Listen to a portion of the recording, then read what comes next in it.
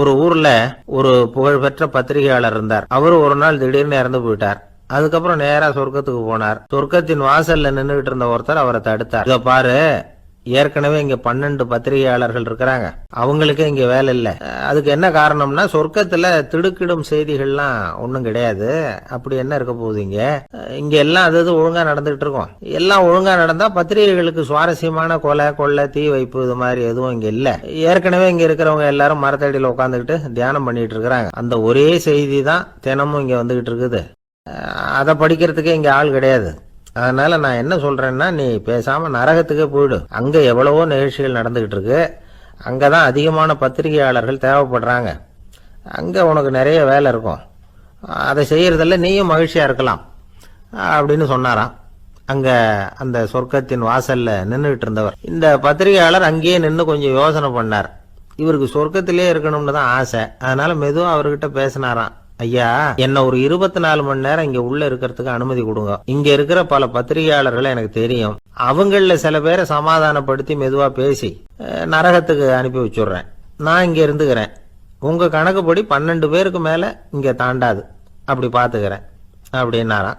அவரும் யோசனை பண்ணி பார்த்துட்டு, சரி அப்படியே உனக்கு அனுமதி கொடுக்குறேன், ஆனா ஒரு விஷயம், 24 மணி நேரம் தான் அனுமதி, அதுக்குள்ள எல்லாம் நடக்கணும் அப்படின்னு இருக்கார். சரின்னு சொல்லிவிட்டு இந்த பத்திரிகையாளர் உள்ள போனார். யோசனை பண்ணார். திட்டம் போட்டு ஒரு பொருளையை கிளப்பி விட்டார். சக பத்திரிகையாளர்கள் எல்லாம் கூப்பிட்டு சொன்னாராம், இத பாருங்க, நரகத்துல ஒரு பெரிய தினசரி பேப்பரை கொண்டுகிட்டு வர்றதுக்காக திட்டம் போட்டுக்கிட்டு இருக்காங்க. அதுக்கு பல அதிகாரிகள் தேவைப்படுறாங்க. நிறைய சம்பளம் கிடைக்கும்.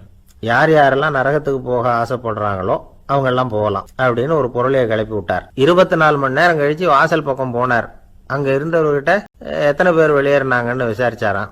அப்போ அவரு இவரை, நீ வெளியே போகக்கூடாது, முதல்ல உள்ளதான் இருக்கணும் அப்படின்னு தடுத்தாராம். அப்புறம் சொன்னாராம், நீ சொன்ன செய்தியை கேட்டதும் இங்க இருந்த எல்லா பத்திரிகையாளர்களுமே நரகத்துக்கு போயிட்டாங்கப்பா, உள்ள யாருமே இல்ல, அதனால நீ உள்ளே இருக்கலாம் அப்படின்னாராம். இதை கேட்டதும் இந்த பத்திரிகையாளரே குழம்பி போயிட்டார். ஒருவேளை உண்மையிலேயே நரகத்துல புதுசா பத்திரிகை ஏதாவது ஆரம்பிக்க போறாங்களோ அப்படின்னு அவரே நினைக்க ஆரம்பிச்சுட்டாராம். அப்புறம் சொன்னாராம், ஐயா என்னை விட்டுருங்க, நான் நரகத்துக்கே போயிடுறேன், அங்க ஏதோ விசேஷம் இருக்கணும் அப்படின்னாராம்.